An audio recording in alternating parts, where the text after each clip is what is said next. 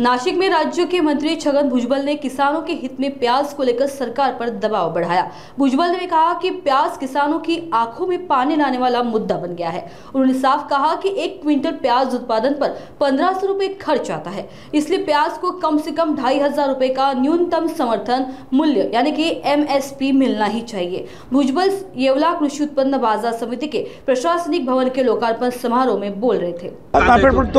चांगली सूचना आणि नाफेड जर तयार असेल तर रेशन दुकानदारांचं खातं आमच्याकडे आम्ही त्यांना ताबडतोब परवानगी देऊ, पण नाफेडबरोबर मी चर्चा करतो। आता ते त्यांनी सांगितलं तर त्याप्रमाणे जे आहेत आमचे मंत्री महोदय पाहतील काय आणि आता हे आम्ही आमच्या पद्धतीने जो अभ्यास केला तुम्ही आम्ही काय केलं ते सांगितलं। आम्ही त्यांना सांगितलं की या सगळ्यावर आम्ही भारत सरकारला सुद्धा सुचवलेलं आहे की प्रधानमंत्र्यांनी सांगितलं आहे की जेवढा खर्च होईल त्याच्या दुप्पट तुम्हाला फायदा मिळाला पाहिजे असं प्रधानमंत्र्यांनी सांगितलेलं आहे। आम्ही दुप्पट नको 50% तरी द्या।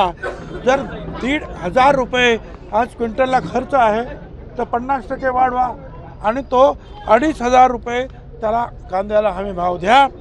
त्याच्यानंतर 3000 रुपयेपर्यंत शांत राहा, काही करू नका, व्यापार चालू राहील। 3 ते 4000 रुपयेपर्यंत गेला तर मिनिमम एक्सपोर्ट प्राइस लागू करा आणि त्याच्यानंतर 4000 ते 5000 जर केला तर त्याच्यावर एक्सपोर्ट ड्युटी निर्यात शुल्क लागू करा। 5 ते 6000 रुपयेपर्यंत कांदा जर गेला तर मग तुम्ही त्याच्यावर आणखी निर्बंध काय लावायचे ते लावा। हे आम्ही मंत्रिमंडळात सांगितलं आणि रावल जे आहेत पणन मंत्री त्यांना पण दिलं आणि ते भारत सरकारबरोबर याच्याशी चर्चा करतात। आता त्यांचं म्हणणं आहे की आमचा एक्सपोर्ट बंद झाला, पण आता आपल्याला कल्पना आहे की बांगलादेश आणि आपल्या शेजारच्या काही देशांबरोबर जे काही अडचणी निर्माण झाल्या त्याची आपल्याला चांगली कल्पना। त्याच्यामुळे द्राक्षाचा जो तिथे होणारा जो आहे एक्सपोर्ट थांबला, कांद्याचा थांबला, त्याचंसुद्धा आपलं नुकसान झालेलं आहे। त्यांचं असं म्हणणं होतं, ते म्हणणं तर आम्ही पहिल्यांदा मानलेलं आहे की तुम्ही मध्येच जो आहे एक्सपोर्ट थांबवू नका, त्याच्यामुळे तिकडचं आमचं गिराईक जे आहे फॉरेनचं ते तुटतं। हे बरोबर आहे, कारण व्यापार हे त्यांचा तिकडच्या व्यापाऱ्यांचा विश्वास तुटता कामा। आणि मग रेल्वेचं आहे तर रेल्वेच्या याच्यासाठी सुद्धा आम्ही प्रयत्न करतो।